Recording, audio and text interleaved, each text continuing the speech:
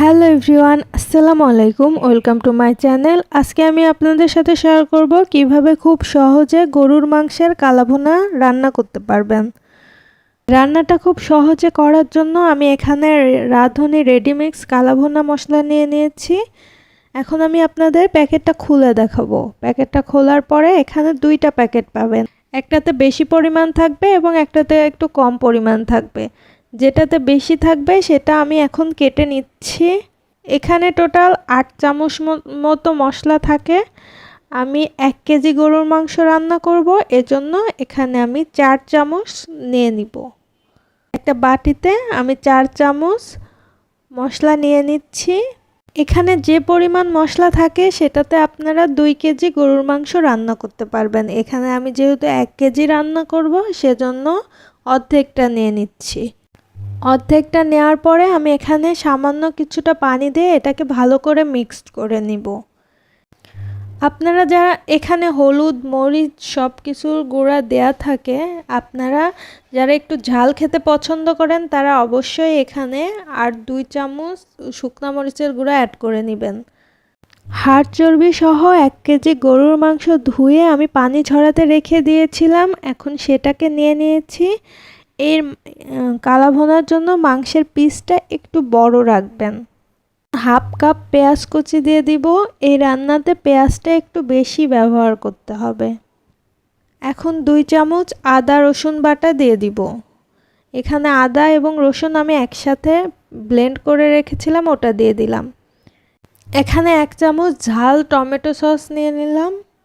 অবশ্যই ঝালটা ইউজ করবেন। এখানে আমি পরিমাণ মতো লবণ দিয়ে নিলাম। লবণের পরিমাণ কিছুটা কম রাখবেন, পরে যদি লাগে তাহলে দিয়ে দিবেন। এখন আমি সরিষার তেল দিব। এখানে তেল কোনোভাবেই কম দিলে হবে না, এখানে তেলের পরিমাণটা একটু বেশি দিতে হবে। এখানে আমি প্রায় 1 কাপ মতো সরিষার তেল দিয়ে দিব। এখন আমি যে মশলাটা রেডি পানির সাথে মিশিয়ে রেখেছিলাম সেটা দিয়ে দিলাম। আমি এখন সবগুলো মশলা মাংসের সাথে ভালো করে মিশিয়ে নিচ্ছি। এই মেশানোটা যত বেশি ভালো হবে এই রান্নার টেস্টটা তত বেশি ভালো হবে। এজন্য একটু সময় নিয়ে ভালো করে এটাকে মেখে নেবেন।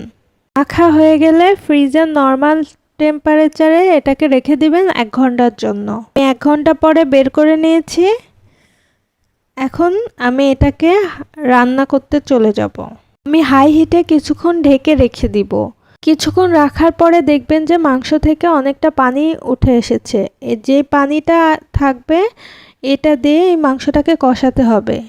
এখানে এক্সট্রা কোনো পানি ব্যবহার করা যাবে না। মাংসটা থেকে যখন এভাবে তেল উঠে আসবে এবং ভালোভাবে কষানো হয়ে যাবে, মাংসের মধ্যে কোনো পানি থাকবে না, তখনই গরম পানি এর মধ্যে দিয়ে দিবেন। এখানে আমি পরিমাণ মতো গরম পানি দিয়ে দিচ্ছি। আর এই পানিটা একটু বুঝে শুনে একবারেই দিবেন। বারবার মাংসে পানি দিলে এটার টেস্টটা কমে যায়, এজন্য একবারে পানিটা দিয়ে দিবেন। এটাকে ঢেকে দিবেন। ঢেকে মিডিয়াম হিটে রান্না করবেন। লো হিটে রান্না করতে যাবেন না, এটাকে হাই থেকে মিডিয়াম হিট রাখবেন। কিছুক্ষণ পর পর ঢাকনাটা খুলে একটু নেড়ে দিবেন। আমার মাংস রান্নাটা প্রায় কমপ্লিট হয়ে গেছে। আমার মাংসটা সিদ্ধ হয়ে এসেছে এবং ঝোলটা অনেকটা কমে এসেছে। এখন এই পর্যায়ে আমি আরেকটা ছোট প্যাকেট দেখিয়েছিলাম, সেই প্যাকেটের মশলাটা দিয়ে দিব। এটাও আমি অর্ধেক পরিমাণে দিব, কারণ আমি এখানে 1 কেজি মাংস রান্না করছি। এখানে 2 চামচ মতো মশলা থাকে, আমি এখানে 1 চামচ মশলা দিয়ে দিব। মশলাটাকে দেওয়ার পরে আরও কিছুক্ষণ এটাকে রান্না করে নিতে হবে এবং ঝোলটা শুকিয়ে তেল উঠে আসবে, সেই পর্যায়ে আমি চুলাটা বন্ধ করে দিব।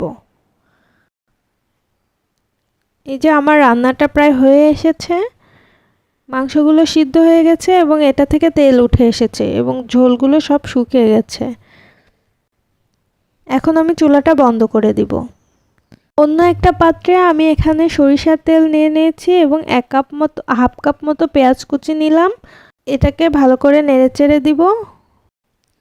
এর মধ্যে বড় সাইজের একটা রসুন নিয়ে নিয়েছি এবং এটাকে একটু কুচি করে কেটে এটার মধ্যে দিয়ে দিব।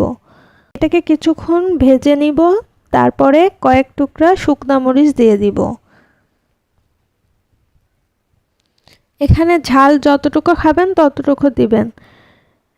এখানে আমি 4-5টা দিয়েছি, আপনারা চাইলে আরও একটু বাড়িয়ে দিতে পারেন। পেঁয়াজ রসুনগুলো একদম ব্রাউন কালার হওয়া পর্যন্ত ওয়েট করতে হবে। এখানে আমার পেঁয়াজটা ভাজা হয়ে গেছে।